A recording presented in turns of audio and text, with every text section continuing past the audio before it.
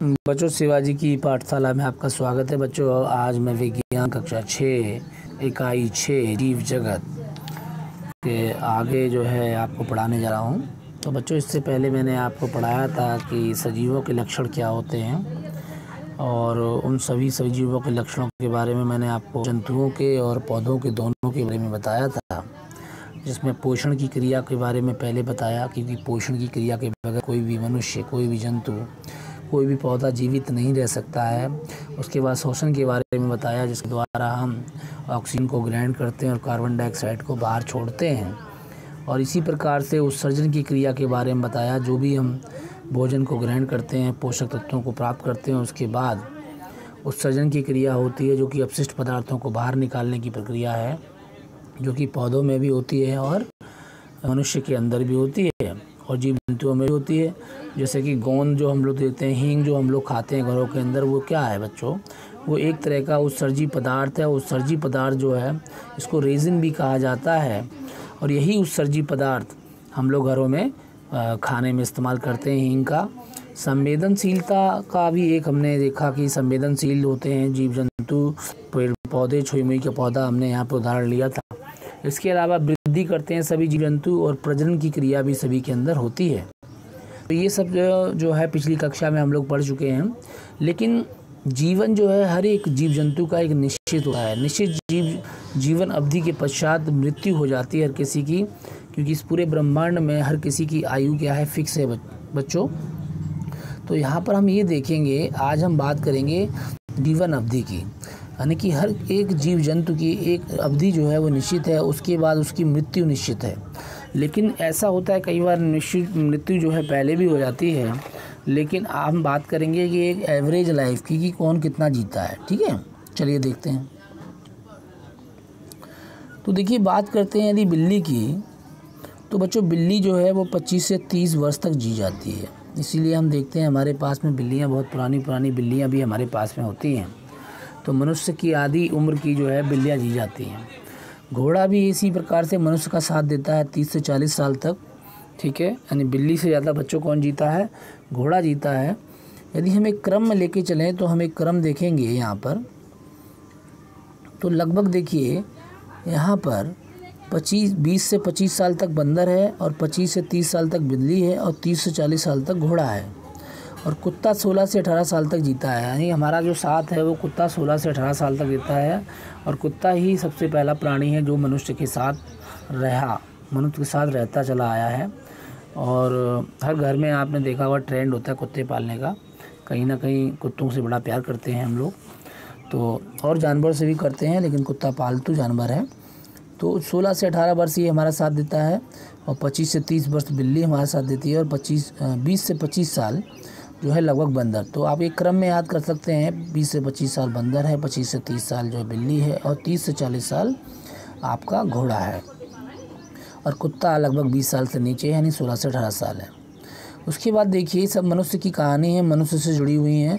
अब बात आएगी घोड़े की। तो घोड़ा जो है ये हमने हो गया। हाथी अब हाथी जो है वो कितने साल जीता है? 70 से 90 साल, यानी हमसे भी ज़्यादा है। हम लोगों की उम्र जो है 60 से 70 साल की एवरेज है, लेकिन हाथी हमसे भी ज़्यादा जीता है। ठीक है, इसके अलावा देखिए हमसे ज़्यादा जीने चूहे की उम्र बेचारे की 4 से 5 साल ही होती है। ठीक है, तोते को पालिए 14 से 15 साल तक आपका साथ देगा। तोता और कुत्ता ये दोनों के दोनों लगभग बराबरी जीते हैं। वो आपका लगभग 18 साल तक जीता है, 15 से 18, और तोता हमारे 14 से 15 साल जीता है। दोनों को आपने पाल दिया, दोनों आपका साथ निभाएंगे 14 से 15 साल तक। केचुआ पाल लिया तो ये तो वही हमारी ज़िंदगी के बाद भी चलेगा, यानी ज़िंदगी के साथ भी और ज़िंदगी के बाद भी केचुआ हमारा साथ देगा। कहने का मतलब 150 साल तक केचुआ जीता है। ठीक है, केचुआ नहीं बच्चों, केचुआ नहीं है ये कछुआ है। केचुआ तो अलग होता है, उसकी ज़िंदगी बहुत कम होती है। ये है कछुआ। क्या है? कछुआ हमें कितने साल तक जीता है? कछुआ जो है 120 से 150 साल तक जीता है। और मनुष्य कितने साल तक जीता है? 60 से 70। तो ये डबल उम्र तक ये जाता है, लगभग 170 दूनी 140, और ये 120। तो 120 से 150 के बीच में कछुआ जी रहा है। तो यानी हमारी उम्र का भी दुगना जो है कछुआ जीता है। यदि बात की जाए बरगद के पेड़ की, तो बरगद के पेड़ की उम्र लगभग 200 साल यानी 100 से 200 साल के बीच में होता है। यानी कि बरगद का वृक्ष एक बार आपने लगा दिया तो बरगद का वृक्ष सालों साल चलता है, तो ये भी हमसे ज़्यादा उम्र में जीता है। लेकिन एक मधुमक्खी बेचारी, उसका जीवन काल क्या है? यदि हम बात करें, मधुमक्खी सिर्फ 1 दिन जीती है, इसका जीवन काल बहुत कम है। गेहूँ की फसल हम लोग लगाते हैं तो 4-5 महीने में वो तैयार हो जाती है, ये आपने देखा, ठीक है, इसको बताने की इतनी आवश्यकता नहीं है। तो आपने लगभग सारे जंतुओं का जीवन काल देखा, लेकिन जो सबसे ज़्यादा जीने वाला है इस पृथ्वी पर ना, वो है सिकोया का वृक्ष 3000 से 4000 साल तक ये जीता है और बहुत लंबा होता है। ये देखिए इस तरीके से कितना प्यारा दिख रहा है। तो सिकोया की जो वृक्ष की ये पूरी की पूरी मैं आपको यहाँ पे दिखा रहा हूँ, ये पूरा का पूरा चक्र। तो मनुष्य देख रहे हैं आप, सेंटर में बैठे हैं मनुष्य साहब, और इन्हीं से आप उम्र से पता लगा लीजिए कि किसकी कितनी उम्र है, ठीक है। तो मनुष्य लगभग 60 से 70 साल जीता है और मधुमक्खी सबसे कम जीती है, एक दिन, ठीक है। और चूहा जो है 4 से 5 साल जीता है, ये भी सबसे कम है, ठीक है। तोता और कुत्ता ये लगभग बराबर जीते हैं। बिल्ली जो है थोड़ा ज़्यादा जी जाती है, घोड़ा उससे थोड़ा ज़्यादा जी जाता है, और बंदर और बिल्ली और बंदर ये लगभग बराबर जी जाते हैं। कहने का मतलब ये है। और हाथी की उम्र हमसे ज़्यादा 20 साल ज़्यादा होती है, ठीक है। और बरगद का जो वृक्ष होता है वो 100 से 200 साल तक जीता है। तो ये थी जीवन चक्र के बारे में। अब हम जानेंगे सजीवों और निर्जीवों में अंतर क्या होता है, यानी आखिर सजीव और निर्जीव से अलग कैसे है।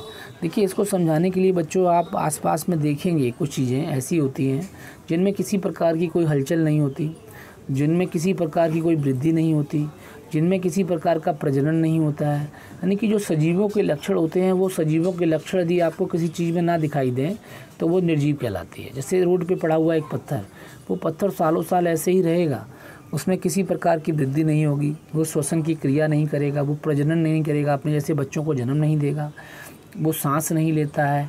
कहने का मतलब क्या, श्वसन की क्रिया उसमें नहीं होती है, इसका मतलब कि वो एक निर्जीव है। तो यही सजीव और निर्जीव में अंतर है। चलिए एक तालिका के माध्यम से हम इसको देख लेते हैं। देखिए, सजीवों में पोषण होता है, यानी भोजन को ग्रहण करते हैं, पाचन करते हैं, और पोषण की पूरी प्रक्रिया, पाचन तंत्र होता है इनके अंदर। सुविकसित पाचन तंत्र भी होता है और विकसित भी पाचन तंत्र भी होता है, ठीक है। इनमें पोषण नहीं होता है निर्जीवों में। ये श्वसन करते हैं तो ये श्वसन नहीं करते हैं, ये सांस नहीं लेते हैं। इनमें वृद्धि होती है तो इनमें वृद्धि नहीं होती है। इनमें उत्सर्जन की क्रिया होती है तो इनमें उत्सर्जन की क्रिया नहीं होगी, क्योंकि जब पोषण ही नहीं हो रहा है तो उत्सर्जन कहाँ से होगा। ये जो उद्दीपन होते हैं उनके प्रति संवेदनशील होते हैं, लेकिन ये उद्दीपनों के प्रति संवेदनशील नहीं होते, यानी असंवेदनशील होते हैं।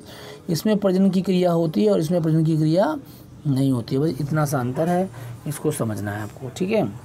नेक्स्ट क्लास के अंदर मैं बच्चों आपको क्या बताऊंगा, चलिए थोड़ा सा आगे रह गया, इसको देख लेते हैं।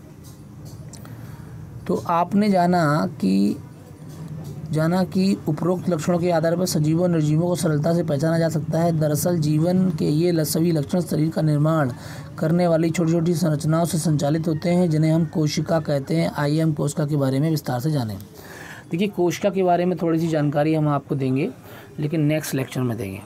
कोशिकाएं क्या होती हैं, सजीवों का वर्गीकरण क्या होता है बच्चों, और सजीव कितने प्रकार के होते हैं और किस प्रकार से किस आधार पर इनको बांटा जाता है, संरचना के आधार पर कैसे बांटा जाता है। उसके बाद मेरुदंड के उपस्थिति के आधार पर, प्रजनन की विधि के आधार पर, वास स्थान के आधार पर, ठीक है। और एक क्रियाकलाप के माध्यम से हम भी आपको समझाएंगे कशेरुकी, अकशेरुकी, अंडयुज, जरायुज, जलीय, स्थलीय, वायुई और अवयचर, ठीक है। ये नेक्स्ट लेक्चर में आपको पूरा का पूरा समझा दिया जाएगा, ठीक है। उससे नेक्स्ट लेक्चर में हम पौधों का वर्गीकरण आपको करवा देंगे बच्चों, वो काफ़ी लंबा चैप्टर है। और उसके नेक्स्ट लेक्चर में पौधे के विभिन्न भागों की संरचना, उसके कार्य के बारे में, मतलब कहने का मतलब चैप्टर बहुत बड़ा है, धीरे धीरे आपको पढ़ाया जाएगा ताकि आप इसको समझ सकें।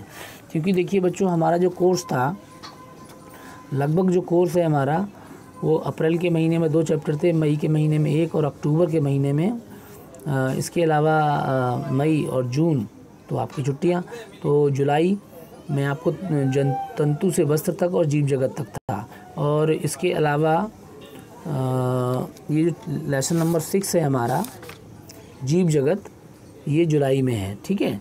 तो इसको हम ख़त्म कर देंगे, 3 से 4 लेक्चरों के अंदर इसको ख़त्म कर देंगे। ठीक है, यहाँ तक जो पढ़ाया यदि समझ में नहीं आया तो मुझसे पूछना, मैं आपकी हेल्प ज़रूर करूँगा और आपके सभी क्वेश्चनों का जवाब भी दूँगा।